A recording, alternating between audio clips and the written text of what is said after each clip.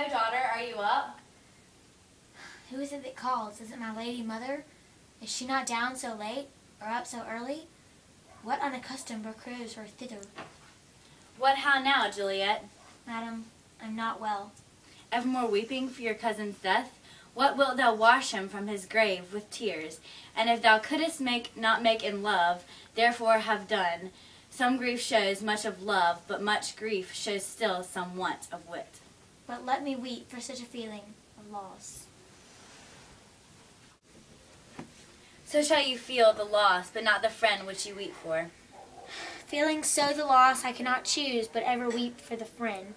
Well, girl, thou weepest not so much for his death as for the villain that lives which slaughtered him. What villain, madam? That villain, and he be many miles asunder. Yet I do with all my heart that any man doth grave my heart. That is because the traitor murderer lives. I, madam, from the reach of these my hands, would none but I might venge my cousin's death. We will have vengeance for it, fear thou not. Then weep no more. I'll send to one in Mantua, where that same banished renegade doth live, shall give him such an unaccustomed dram that he shall soon keep Tybalt company. Then I hope thou wilt be satisfied. Indeed, I shall never be satisfied with Romeo, till I behold him dead. Is my poor heart so for a kinsman vexed? Madam, if you could find out a man to bear a poison, I would temper it, that Romeo should upon receipt thereof soon sleep in quiet.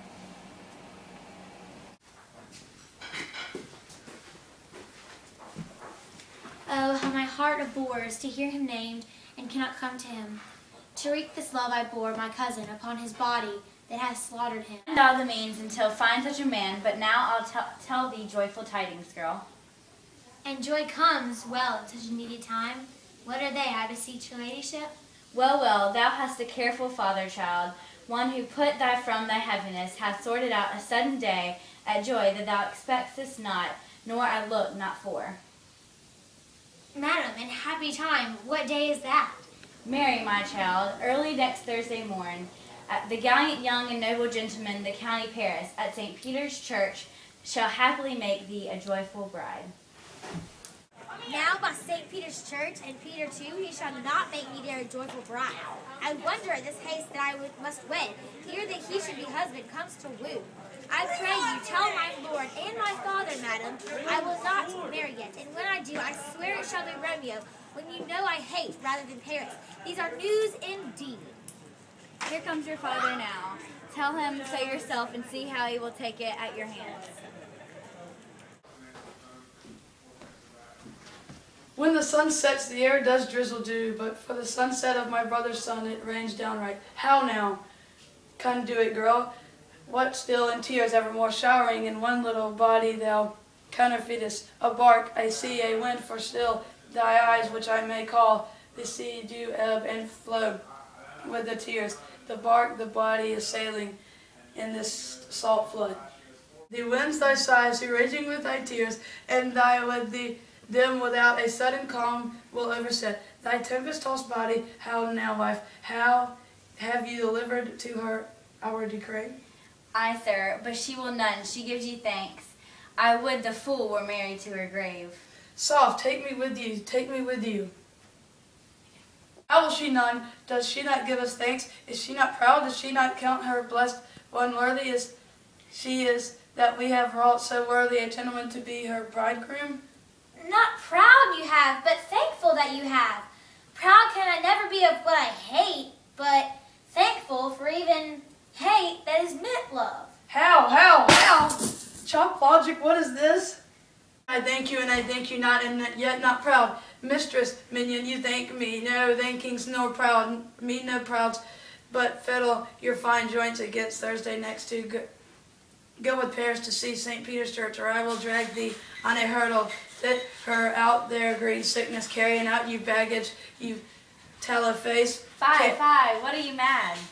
Good father, I beseech you, on my knees, hear me with patience, but to speak a word. Hang thee, young baggage, disobedient wretch. Tell thee what, get thee to church on Thursday, or never, after looking me in the face, speak not, reply not, do not answer me, my fingers itch. We scarce thought us blessed that God lent us but this only child, but now I see one too much, and that we have a curse on her, out on her holding. God in heaven bless her. You are to blame, my lord, to rape her so. And why, my lady wisdom, hold your tongue and prudence matter with your gossips, go. I speak no treason. Oh God, ye den. May not one speak? Peace, you mumbling fool, utter your gravity or gossip bull, for here we need it not. Too hot. God's bread, it makes me mad. Day and night, hour, tide, time, work, play, alone in company, still in my care hath been to make her met. Having now provided a gentleman of parentage of fair demences, youthful and nobly linked, they stuffed, as they say, an honorable able part, as the one thought would wisdom a man.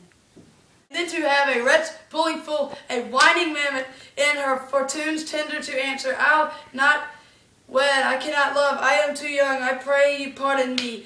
But and you will not wed, I'll pardon you, grace, where you will.